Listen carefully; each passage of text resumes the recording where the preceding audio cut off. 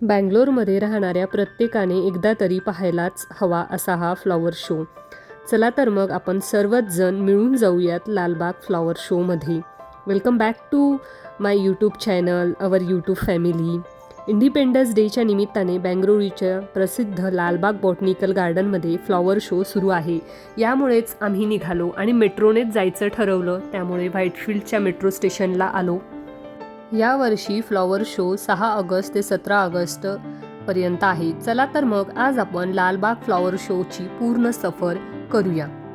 बघा, आम्ही पोहोचलो इथे लालबागच्या फ्लॉवर शोमध्ये. थोडीफार गर्दी होती, जास्त काही नव्हती. मग तिकीट्सच्या तिथे गेलो.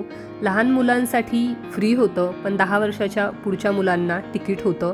नेहमी म्हणजे सॅटर्डे संडेला 100 रुपये आणि जर एरवी आपण वीकडेजमध्ये आलो तर 80 रुपये तिकीट होतं. सगळ्यात आधी लालबागबद्दल थोडंसं सांगते.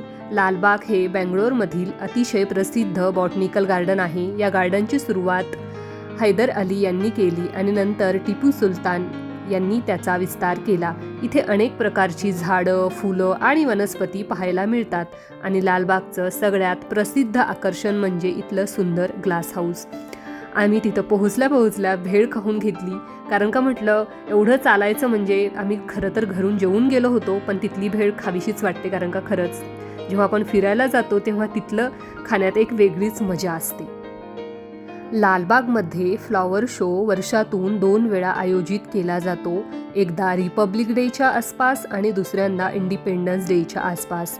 फ्लॉवर शोमध्ये फक्त फुलं ठेवलेली नसतात, तर फुलांचा वापर करून मोठमोठ्या आर्टिस्टिक आणि थिमेटिक इन्स्टॉलेशन्स तयार केल्या जातात.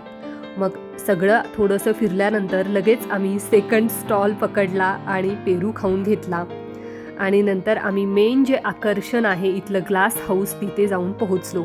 वेगवेगळ्या प्रकारची colourful flowers, floral arrangements, rare plants आणि सुंदर डेकोरेशन्स पाहायला मिळतात.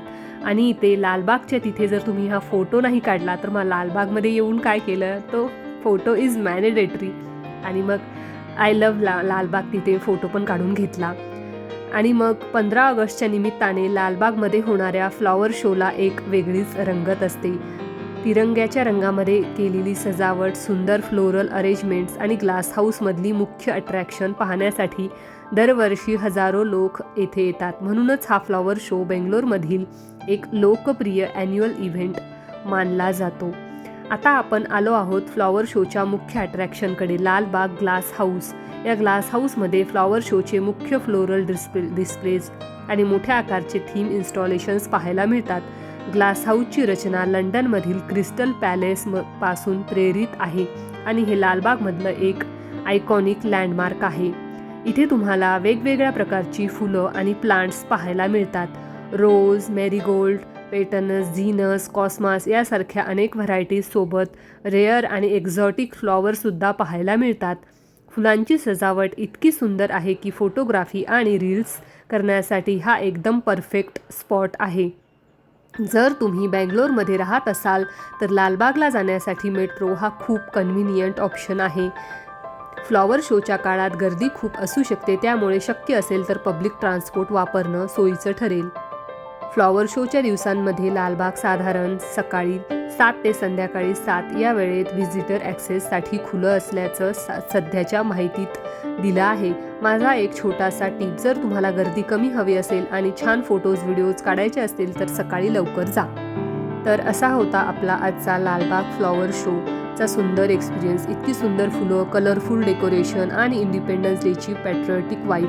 तुम्ही बेंगलोरमध्ये राहत असाल तर 17 ऑगस्टपूर्वी लालबाग फ्लॉवर शोला नक्की भेट द्या. आणि तुम्हाला माझा हा लालबाग फ्लॉवर शो व्लॉग आवडला असेल तर व्हिडिओला लाईक करा.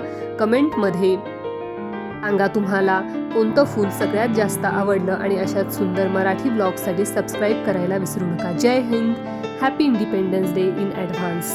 आणि नंतर इथं पूर्ण स्टोनमध्ये असं माळ आहे, जे पूर्ण स्टोनचंच आहे. तिथे आम्ही चढलो. खूप वेगवेगळ्या प्रकारची छोटे छोटे तिथे दगडं होते, जे माझ्या पिल्लूने स्टोन्स जमवायची त्याला सवय आहे, त्याला छंद आहे, तो त्यांनी ते जमवले. आणि नंतर आम्ही तिथे भेळ खाऊन आम्ही इथे 3दा भेळ खाली आणि खरंच सगळी भेळ अप्रतिम होती. मग वापस यायला निघालो कारण का सगळेजण एकदाच निघतील म्हणून आम्ही तिथून 4 वाजताच बाहेर निघालो. कारण का कॅब भेटायला पाहिजे, मेट्रोमध्ये जास्त गर्दी असते. आणि तिथून आम्ही रोजचं शेवंतीचे झाडं पण घेतले होते आणि माझा पिल्लूही ते घ्यायला म्हणजे मदत करत होता. आणि असं झाला आमचा लालबाग फ्लॉवर शोची वन डे ट्रिप. इतकी सुंदर झाली खरंच. जर तुम्ही बँगलोरमध्ये आहात ना तर व्हिजिट ही नक्की करायलाच हवी. आणि तुम्हाला कसं वाटलं आणि तुम्ही यापूर्वी व्हिजिट केला आहे का ते मला नक्की एकदा कमेंट करून सांगा. कमेंट झालीच पाहिजे बँगलोरकर.